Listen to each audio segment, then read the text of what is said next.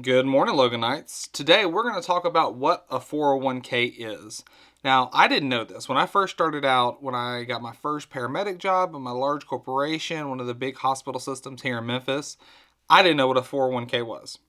So I went to asked my dad. I said, hey, what's a 401k? He didn't know. Went and asked my granddad. He didn't know. So then it sent me down this rabbit hole of what a 401k is and how can I use it and is it even worth my time? The IRS definition of a 401k plan is defined contribution plan where an employee can make contributions from his or her paycheck either before or after tax, depending on the options offered in the plan. The contributions go into a 401k account with the employee often choosing the investments based on options provided under the plan. Now, what that actually means, a 401k plan is the government's way to help the people save for retirement. So how can I give you an advantage as the government to the people to save retirement? I can make it tax deferred, not tax free, tax deferred. And that's a key statement when you're talking about all of this retirement planning and 401ks and other different kinds of accounts you can hold your money in. 401ks are tax deferred. What that means is that if I get paid $1 right now and I decide that that dollar is going to go into a 401k, that means that it is not taxed right now. There is zero taxes that come out of that $1. It goes into that 401k account, which is just an investment account. It is a fancy way of investing without taxes. That's all it is. If I say my 401k account, it's just my tax-deferred investment portfolio. That's all it is. That's all it is. Taxes are coming out on the back end. So in 1978 is when the initial 401k began. And what was going on is people in the government were noticing that when people's lives were getting longer, because we've made these medical advancements, when they got to old enough where they couldn't work, they didn't have enough money to not work. So they had to do something. Pensions weren't doing what they needed to do, or the people didn't have pensions. It wasn't offered to them by the work that they were doing. So what can you do that can go from employer to employer, where you don't have to stay at one company for 30 years to get a pension, but you can contribute for 30 years into a 401k between 20 different employers? It's the 401k. That's what this was made for. This was made for a Band-Aid or a different route than a pension to be able to accumulate enough assets to be able to retire comfortably. That's what it was. And that's what it still is now, to be completely honest. It is a great way to save money. It really is. Now, most people still think of it as tax-free. It's not tax-free, remember, tax-deferred. And to finish that definition, what tax-deferred means is when you save all this money, and let's say I have saved and invested and it's grown to $1 million in my 401k account. Good job, Logan. What that means is when I start to take out 40 grand a year to live on, when I'm 65, 62 and a half, whatever it is. Let me see what that is. When I turn the age is 59 and a half, I can start withdrawing from a 401k. So I withdraw 40 grand a year. Well, that 40 grand a year now, no taxes came out on the front end, okay? I got paid $1, $1 was invested. That dollar now has grown over, let's say, 40 years. $1 is going to multiply by roughly 4 times. So it's going to be 2, 4, 8, $16, okay? It grew to $16. That $1 grew to $16. But now that $16 is going to be taxed like I was just paid $16. And some people will go, well, Logan, that's pretty bad, because if I want to withdraw, if I want to withdraw 100 grand in 1 year, that means I'm going to be income taxed on 100 grand worth of income, because it will be taxed as normal income. That's the caveat.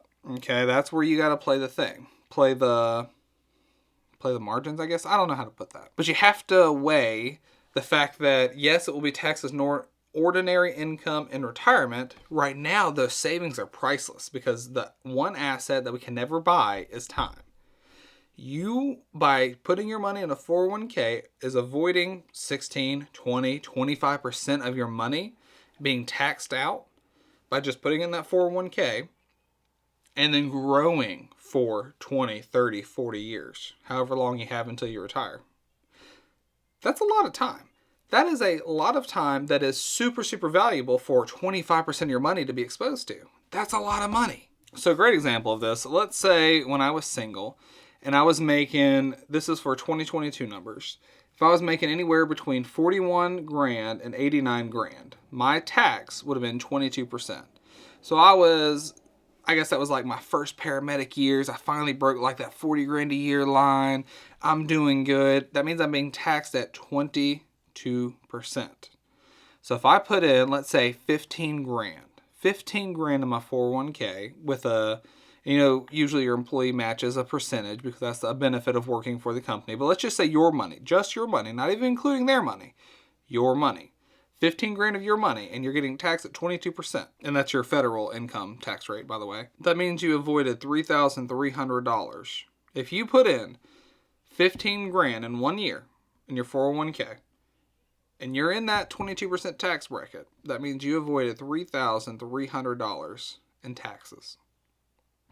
Now, when I say avoid taxes, most people go, oh, well, not paying your taxes is illegal. That's true. But the reason why the tax code is so long and there's so much to it is because there's a lot of legal ways to avoid paying taxes. That's why rich people hire CPAs, because you can save $3,300 just by not getting paid that money and then investing it, but investing it straight into an investment account. Now, again, your taxes are deferred and that becomes problems down the road, but your money is automatically 22% more effective by putting it into a 401k if you're in that tax bracket as a single person. That's pretty crazy, guys. So if you're not taking advantage of 401k, I would advise you to look at your tax bracket if you already don't know. And I mean, it comes with, you got different exemptions. Whatever you're paying, your money by going into a 401k automatically, what's the word? Automatically is that amount of tax rate much more effective. And here's the other thing. If you're in the, say, $45,000 and you put in $10,000 into your 401k, that is a pre-tax deduction. That means your income will go from, on your tax report, will go from 45 grand to 35 grand. That drops you down a tax bracket. That drops you down from the, 22% tax bracket down to the 12 tax percent bracket. So, you're not only saving money on the money that you're actually investing, or I don't know if you want to say save money or your money's that much more effective, but whatever, your money is making more money automatically by being tax deferred, then you bump yourself into a lower tax bracket. If I can't sell this, I don't know what will. If that doesn't sell it, I don't know what will. It is one of those things that you can do yourself that is just amazing. It's like a superpower. It's a superpower in the fact that I know how to make my money work and I won't be taken advantage of. So now you realize that your money in a 401k is that much more effective, and it's got like this double, triple effect because of how much you're going to save in taxes on the front end. Now there is a limit to how much you can put into the tax or to the investment account, and it is an investment account. So for the year of 2020 or 2022, your limit for a single person was $20,500. That's how much money you could put into a 401k. In 2023, it's going to be $22,500.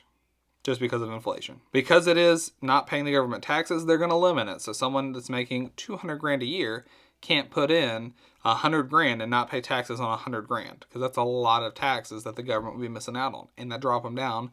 You could theoretically, if there was no limit, drop yourself to a really low tax bracket, making tons of money. And then if you can actually live on a small amount of money, be retired super quick. So of course they have to limit it, right? They have to get their money. So now they limit it. But it's an investment account. So as it being an investment account, unlike a pension or something else, you control where the assets go. And when you're first starting out, that's not that big of a deal. I personally want to be 100% in the stock market as a young person, okay? Because I'm solidly in my growth phase.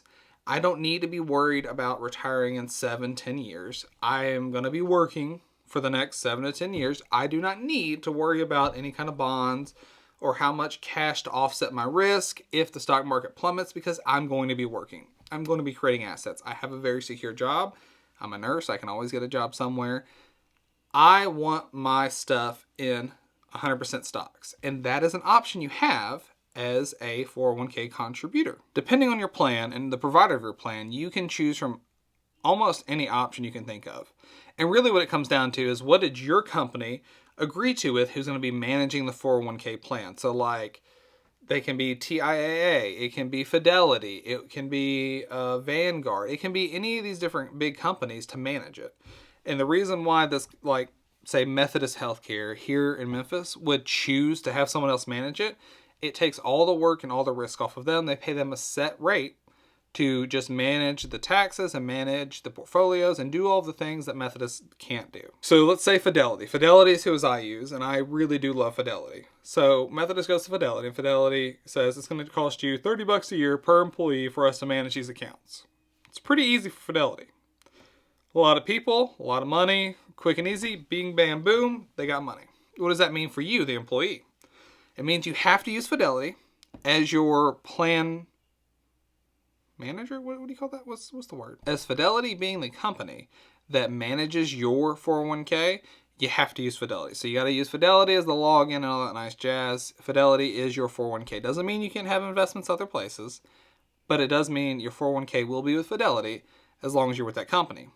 That can be a downside if you don't like who their provider is, but it's just the way it goes, you know? You can't have a bunch of different providers at one company. So you get in there and you decide, I want my 401k opened up. Generally, they go ahead and open you up an account with Fidelity under your name and put 2% or some nominal number into the account for you. And they go ahead and put you in a targeted retirement account is generally what happens. So that means if you were born in like 1990, 1995, 2000, your targeted retirement year will be like 2045, 2035, 2055, somewhere in there. And that account is going to be a mix of stocks and bonds that you buy 2% of your pay, a small piece of all of these different stocks and bonds. It's called an index fund. So it's going to be a targeted retirement index fund that's filled with stocks and bonds, a good mix for your age. So right now, as a young person, it would have been more aggressive. It would have been more stocks, less bonds, maybe like a 90-10. I don't know, whatever it was. And as you get older, they're going to slowly move that money from stocks to bonds. So you're just going to keep buying and buying and buying, and they're going to just slowly start moving more to a less risky stance in the stock market, so that as you get closer to retirement, there's going to be less fluctuation. I like fluctuation in the market. I'm in my growth period. Not everyone's in the same spot. So you just have to realize where you are in your life and what do you have coming up the next few years about where you want to be. So that's where they're going to put you to begin with. But then you can come behind them and you can decide, I don't really want to be there. I'd rather just be in the full S&P 500. So like Fidelity has like a Fidelity S&P 500. That's what I buy. So I got a bunch of Fidelity S&P 500. And then with Vanguard, I got some Vanguard S&P 500. And then with this, I got that. But that's the benefit with your 401k. You get to pick and choose where you want to be, unlike a pension. And this is where I think, 401k does beat a pension, because with a 401k, you control your contribution. You control your risk. You control what you want to do. Now, other people don't like that because there's no guarantee. And really, there is no guarantee in life, to be quite honest, because pensions do fail. Pensions can change what they do. And that's happened. That's happened here with the Memphis firefighters. They've gotten screwed. Memphis police have gotten screwed. So I'm a big fan of, I'd rather just get all of my money and then decide what I want to do with it. I don't want you to take a part of it for a pension that may or may not come true. So the 401k, you can control where that money goes, invest it wisely, and change it as it goes down the road. And then when you get into like super high level investing, then you can keep your risky assets in your 401k, your safe assets in your private investment, so that the taxes work better in your favor. There's a lot of stuff you can do with this. So it's worth it to go ahead and start now and worry about it later when you get to like huge numbers, like $500,000 in assets or something crazy. That's where you can start, playing the margins a little bit more. So earlier I said you can't withdraw your money until 59.5. Why 59.5? Well, that's because what the government says. That's when they say, okay, you can take that money out penalty free. That's the verbiage, penalty free. So what does that mean? Does that mean if I put my money in this 401k, I can never take it? No, that is not what that means. It does mean you will have to pay a penalty before 59.5. That penalty is usually a 10% penalty, and then you pay ordinary income tax. Now, why would you may want to do that? where would you be in a position? I could see myself in like, and there's other ways you can get your money, but like, whatever the reason, let's say you have to take it out early. You have to take it out like you've been investing for 10 years and then you got to take out like $5,000 and pay like a 10% penalty and ordinary income tax. That's a lot of money coming out in taxes and penalties. Is it too much money coming out to negate the positive effects of putting your money in there? And that answer is no. Here's the thing. You save so much money when you don't pay that tax on the front end that even paying a 10% penalty with the time that it grows with that extra money growth, it is always worth it to put your money in the 401k. The 401k is the most effective place for your money in the beginning. If you're making less than, I don't know, let's say $75,000 a year, 401k. Do a 401k. If you're not going to be retiring in the next 10 years, don't even worry about it. 401k. 401k. Because it is that much more effective. So this is my favorite website called calculators.net. I'm sorry, calculator.net. And here is all the free calculators you'll ever need for the rest of your life. Under the financial calculators down here, we're going to do the investment calculator. And we're going to go ahead and copy and open up a second window to compare the two rates. So let's say we have 15 grand as our starting amount, like we said earlier. And we're going to track it over 30 years. And with 30 years, I could safely say a 9 to 10% average rate of return. So let's say 9. And we're going to add $0 moving forward. We're going to add $0 because we want to see how effective that 1 year's money is compared to the same year's money if you put it in the 401k versus not. So over here, we're going to do the same thing. 30 years, $0 added, and instead of $15,000, what we're going to put in is going to be $15,000 minus the $3,300. So that's going to be $11,700. That is how much money you spent in taxes to be able to invest your money. Let's calculate it. So after 30 years, your initial investment of $11,000 has now grown to $1,555,000. Now let's stop. How much do you think the other one's going to be worth? If that one was worth $155,000, I'm betting the other one's going to be worth over $200,000. Easily. Over $200,000. All right, so let's go over to the other one. $15,000, 30 years, 9%, 0 added, calculate. $199,000. Okay, so I was off by $1,000. As you can see, there is almost a $50,000 difference just in the taxes you saved by putting your money in a 401k. So if you're saying I got to take out $5,000 and pay a 10% penalty, it's not worth it to get that tax deferred growth in the beginning. That entire amount of money that you're going to take out, that $5,000 plus 10% plus ordinary income tax, doesn't matter because it's all coming out of the money that wouldn't have been there if you hadn't have done it tax deferred. So you can take out 40, 30, 40 grand maybe, and it still not even be the amount of money that you made more by putting it in there tax deferred. That right there is why it's super important to always put your money in the 401k first and not be swept up in the fact that yes, it's tax deferred and yes, you'll be penalized if you have to take it out early. You're going to make so much extra money. It doesn't matter. It doesn't matter. And if you're going to be retired sooner, well, that's a different conversation. If you're going to be retired in the next like 10 or less years, 7 years, 5 years, that's a different conversation. But I'm not going to be retired that soon. I don't think you're going to be retired that soon. This is just a good example why a 401k is seriously the best and the first option out there to start investing. And why it's a huge component of every single person's portfolio that's getting close to retirement or that is able to retire. Able to retire. Not just in age, but able to do it. Guys, I hope you found this information. I hope you learned something. Please like it, share with a friend, leave a comment, subscribe if you haven't already. And remember, Loganites, always keep your corn on the cob. The Logan McCulley Show and all related shows are provided for general information purposes only and do not constitute accounting, legal, tax, or other professional advice. You should not act upon the content and information found here without first seeking appropriate advice from an accountant, financial planner, lawyer, or other professional. I am not any of those. I am a nurse. So, this is for educational purposes only.